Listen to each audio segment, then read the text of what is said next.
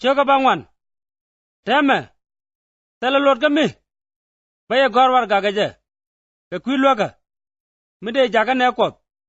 tin chale ko ngajeje gorjeno bialwak ache yak niamji Macedonia kalarke enu chiji akeya ror yalaka kalwang natar ka chugorun kalwak riudien jaga char ko biga moj ka jaga da mana kon de kreso kaye ko chilyak da kaye biabang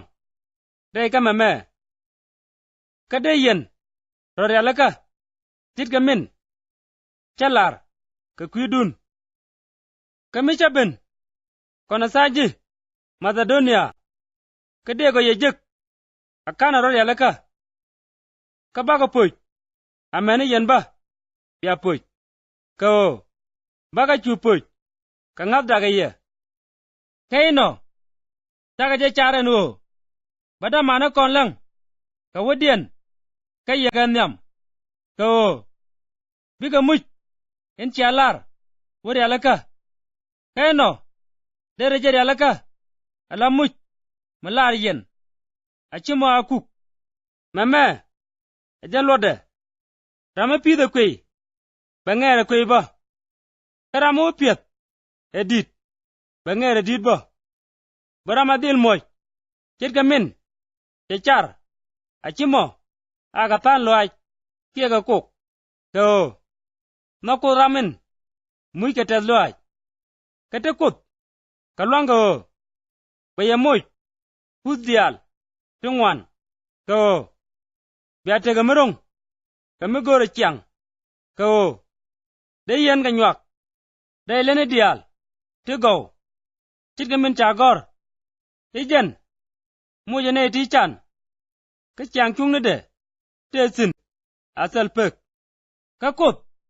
in kampis kwai ka kamaje jurai ka kwimes benyin kun kam ye ka bega jagangwan ka benger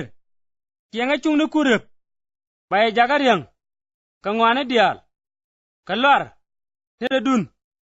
men bu kudo nong tas loai ka ko ka lene lok emme min kam yena nedin ti kut ka lei jaga naat ka lar ka kut tas loai along ka wan lat lwaga me cha kut lyak ka ludun ka ngabdun ka suktu gaw ka kwi kereso ka moy dun ka tedi lor ka amene ka kwi nene tin ko kendial kama palke ka kwi dun la gorga no dega tekel kaye ka kwi pudo kot indi inja kamye alyak te ka kot ka kwi mujede min di min chade longalar